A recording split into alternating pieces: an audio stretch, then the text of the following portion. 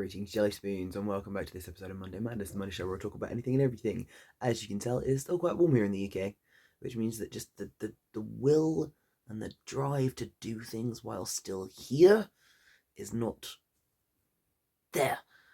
So I've got a bunch of other things I've been working on. I've been away, I've been working away, I've been doing a bunch of other things, so I'm still working on projects currently in front of me, right there. Right over there. I'm not showing you. Over there, I have got two projects. One of them is the brand new Molly from the Mighty Nine animated show.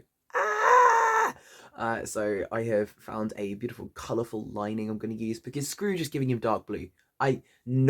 No, as ever in this house, we are not doing canonical Molly. This is not happening. Absolutely not. My Molly is going to have a riot of rainbow colour on the inside of his coat, and I'm deciding what I want to do for the back panels as well. But so far, it's all been cut out, and all the lining pieces have been sort of taped. I was going to say taped, not taped. They have been pinned. That's the word I was looking for. Pinned. The word was pinned. They've been pinned together, and they are sitting on the mannequin looking at me as if to say, sew us together, please. But I haven't decided what I want to do for the back yet, so I'm giving it a couple of minutes. There's also another project I'm working on, and there is another thing I'm working on because I might possibly at the end of November travel up to go see some friends and go to a con there as well, but I'm not sure because I do have a lot of work to do. I have just found out I can't go to Whitby Pirate Festival, which is gutting, but I am working, which is good. That means I get more money. So I'm gonna have to try and pirate another day. But anyway, there are projects over there, and there's also other projects. And another one that I can look at right now is on my lappy toppy, which again I'm not showing you. It's just over there. I can see it. Imagine with me a laptop. It's right there. We can see it. So what I'm thinking I'm gonna do today for Monday Madness, because I don't have a great deal of time because I've been working and I'm doing something very exciting tomorrow, which means I'm prepping for it today. So I'll tell you more about that if it goes well. If it goes terribly, you'll never hear about it ever again. Anyway. So today I'm recording this episode of Monday Madness. It is fucking Thursday. So I'm recording an episode of Monday Madness and it's Thursday because I've got a lot I need to be doing. Anyway, something that is quick and easy that I can do that doesn't involve a great deal of prep and whatever is something I meant to share with you a really long time ago. So those of you who joined in on my OC story, where for God, I think like 30 weeks or something, you guys voted on, and we did the OC story of Darrow the Assassin and Erasmus the Prince. So as you guys know, I've started turning that into a book because I love that story, I love those characters, so I've started fleshing it out a bit more, and I just love writing, so I've been writing it into a book while I am finishing editing the podcast as well, sorting out some lines, anyway, doing all of that. So my two writing projects currently are the Assassin story and the podcast of Moxie the Black Dog. So all of this is happening, all of them are over there, I can see them all, it's great, all these projects. But what is today's video? Well, today's video is going to be, I'm going to read to you from chapter 1, because I promised I would do this a very long time ago, and a bunch of you asked me on Instagram, and then I completely forgot, and I am sorry about that. Also, I didn't do a Monday Madness last week because I was away working, and then I completely forgot that it was Monday, so yeah, I'm going to give you this today. So please enjoy me reading to you chapter 1 of the novel version of the Assassin story, well, the Prince and the Assassin story. And yeah, I've changed the working title about 20 million different times.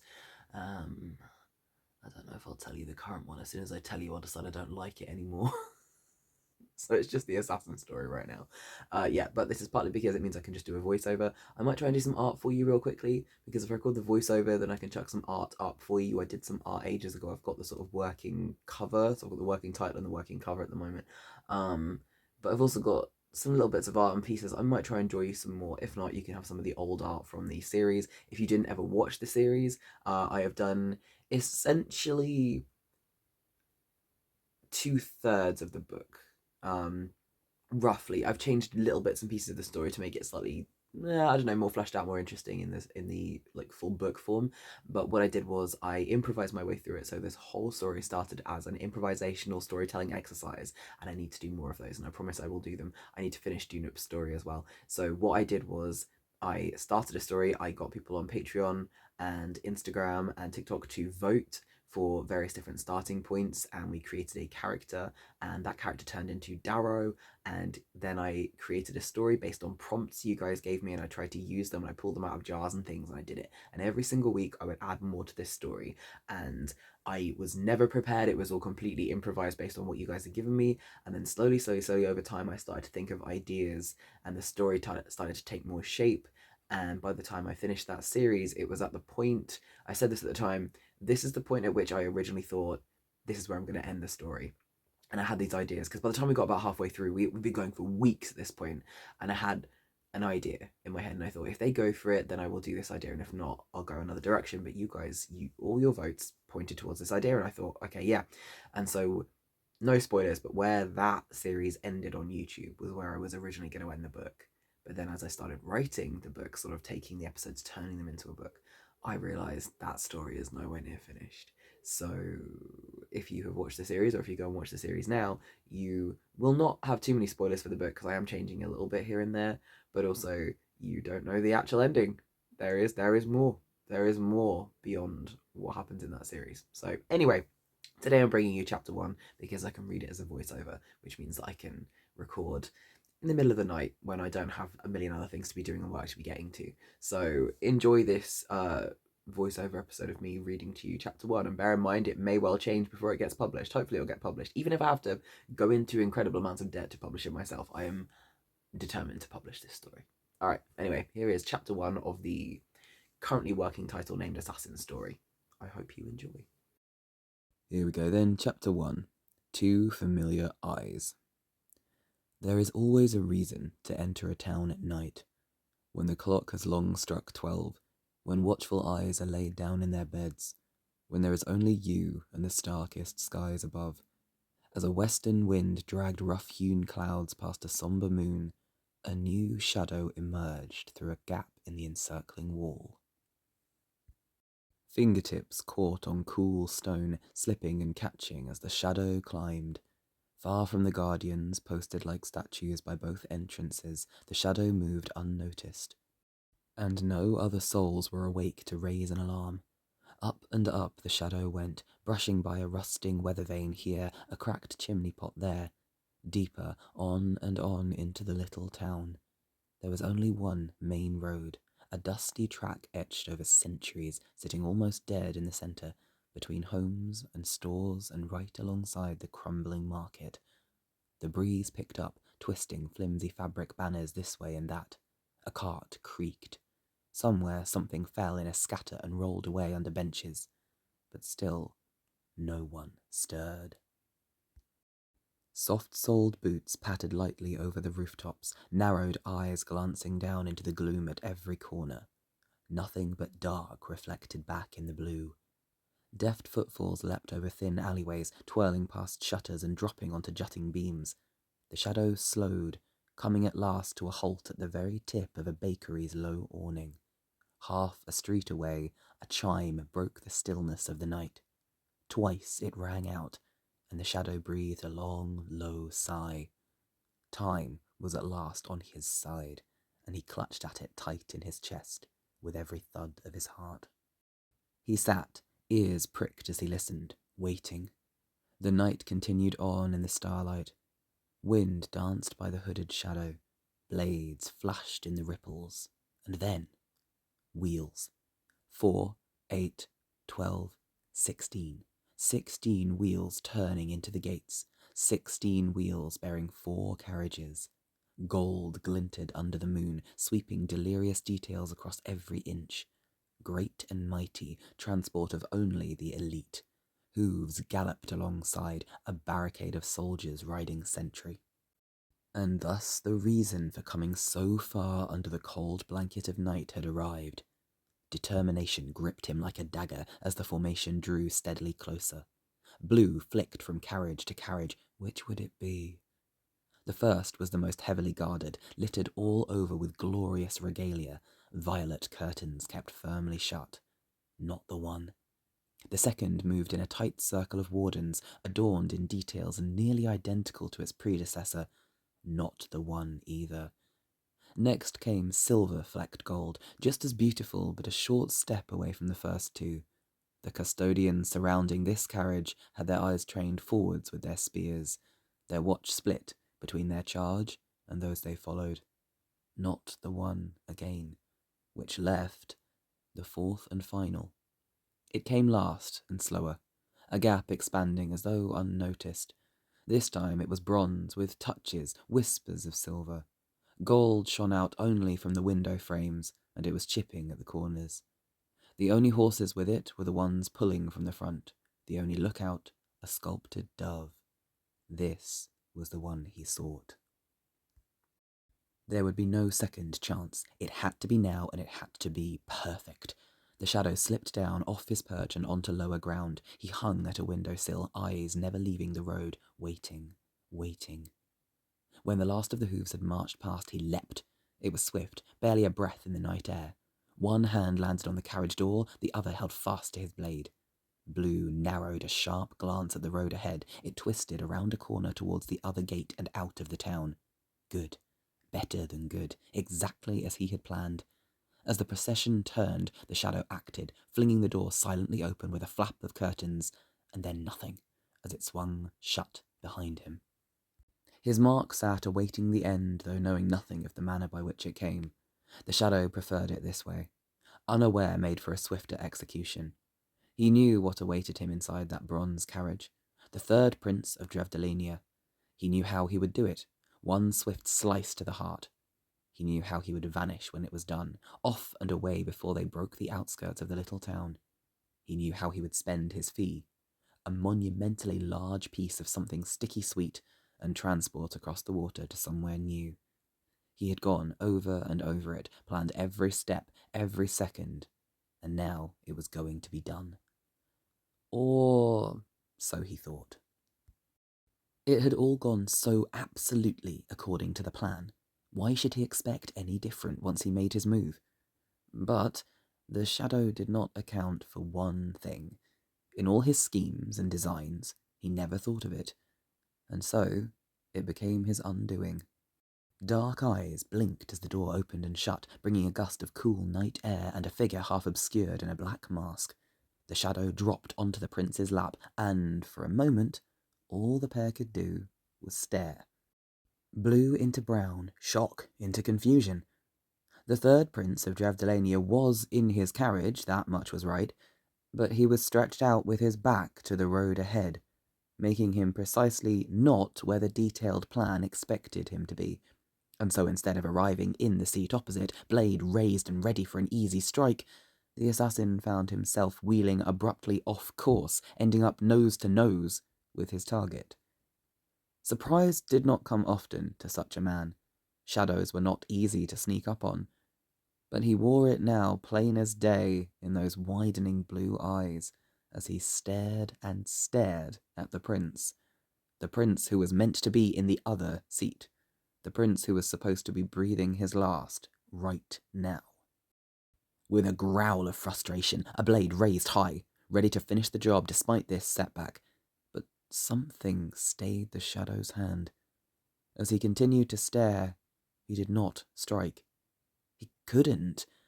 There was something familiar there, something he knew but could not place, something in those dark eyes.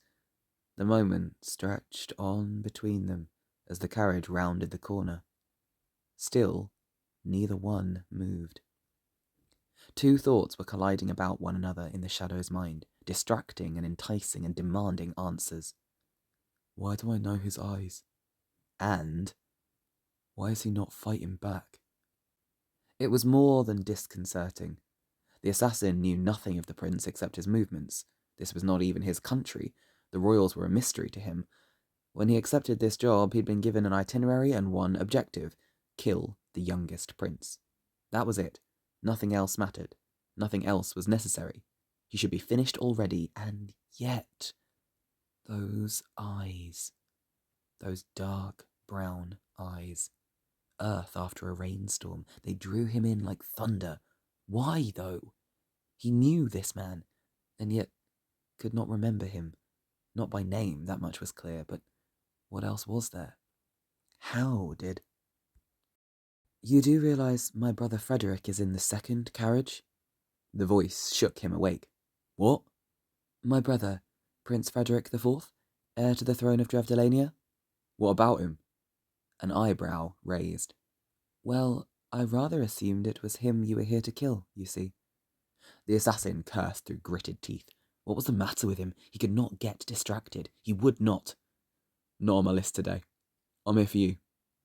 At last he sat back, pulling away to get a proper look at his target. Red hair rich like his family fortune, a simple circlet crown in twirled bronze, Dark eyes and parted lips. Why was he noticing that? This was all unimportant. This was... Oh. The word fell from the prince's tongue. There's nowhere to run. But again, the assassin found himself halted, his arm high with the blade, so ready to end it. But something was wrong. Why aren't you fighting me? He looked the man up and down. He ought to be struggling, pleading, bargaining, offering anything the shadow wanted. That's what everyone else had done. He should be fighting for his life. What's wrong with you? Something shifted behind those dark eyes then. The assassin was not quite fast enough to catch it. Well, it is rather the most exciting thing to happen in a long time. A very long time. The prince was still looking up at him. I must say, well done. You chose a good moment. None of the guards spotted you. I didn't even spot you until you were, where you are currently sitting. It was at this point that the assassin remembered where he had landed. Another curse dropped as he rose at once, too quickly, banging his head on the carriage ceiling. Trefoil! But he was off the prince's lap, and that made him feel things. You are rather intimidating, aren't you? What? He could not tell whether the prince was mocking him, which was enough to jerk the assassin into action.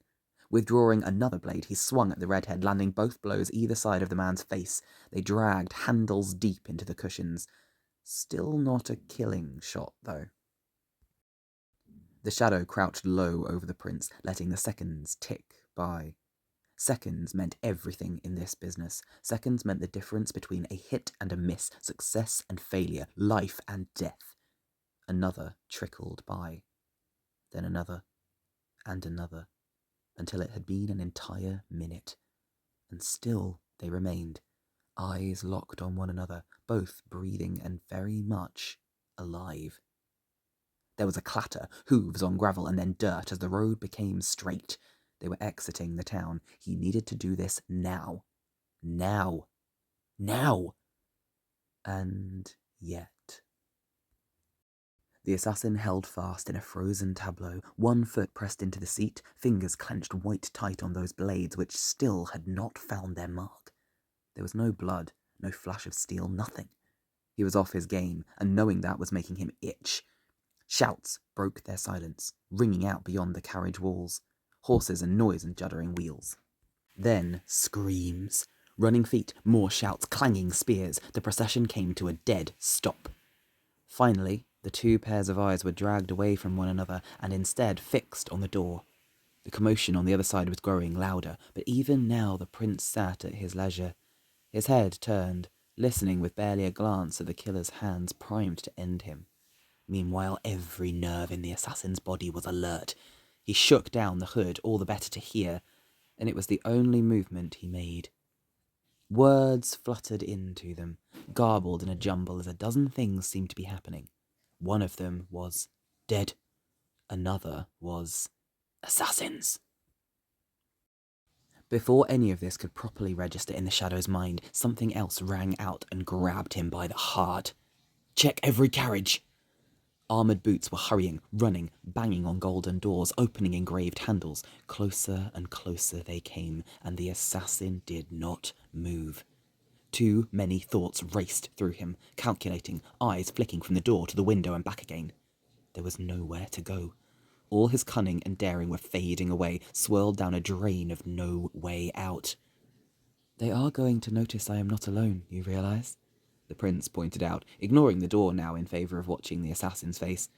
You should probably hide. This had to be a trick, some kind of ploy to mess with him. The black-clad man ignored it. Hello, assassin boy? There had to be a way. There was always a way out. Always, even if it meant a fight, even if it meant being seen. That's Syson's carriage they're at now. They will be here next. That's what it would have to be then. A fight. But would there be time to complete the job first? Hello? Blondie? Something held him back even now. He had not killed the prince, but why? Scary masked man? Memories dragged from all manner of places he did not wish to recall. They came crawling out of the woodwork, a desperate search for understanding. He scoured through them like a madman tearing up a library. How did he know this man? How? Hello? A hand waved in front of distracted blue eyes. Footsteps drew closer in the dirt. Oh, for goodness sake, look at me! I'm speaking to you! The effect on the assassin was immediate and unexpected. Blue widened, then went blank, wiped of all emotion but one. Fear. It crowded into his guts and clinged to his ribs, yanking, pulling, dragging him down, down, down. Where was the ground? Was he adrift, floating, falling? Look at me when I'm speaking to you! It was a smack of the past straight to the face, blurring out all sense and time, scrubbing the present away from existence. All he knew was the yelling, screaming, shouting, echoing through his mind. Look at me when I'm speaking to you!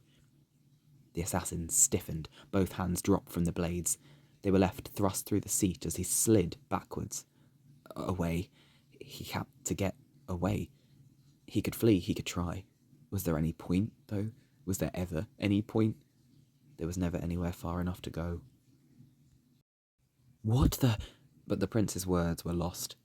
The assassin fell to the floor, and the bewildered royal lunged after him, but did not touch. He knew that much. He should not touch in the midst of whatever this was. Pale hair scattered across the mask as the shadow of a man shivered and lost every breath in his lungs. Look at me when I'm speaking to you. It was the only thing he knew now, the only thought, the only memory, the only time and place. It consumed him. Look at me. He could not run from this. Look at me. Somewhere in a world he could no longer see, voices sounded closer. Prince Erasmus, are you awake? We're coming in. Clanking footfalls had reached them. There was no time left. That was the end of chapter 1. It is still a sort of work in progress, but that is where I'm at so far. So that is the tone and the vibe and the sort of my writing style for anyone who doesn't know that already. If you are on this channel, you probably know already. Let me know any thoughts you have in the comments down below, I guess. And this is my Molly. He's got a really colourful inside because he's not having a plain colour. He's not having a plain colour on the inside. I'm not doing it. So he's having rainbow colours. Anyway, I'm going back to making my Molly and doing a bunch of other stuff, so I will see you in another week, probably, for another episode of Monday Madness. In the meantime, goodbye, don't forget to hydrate, I love you all, goodbye!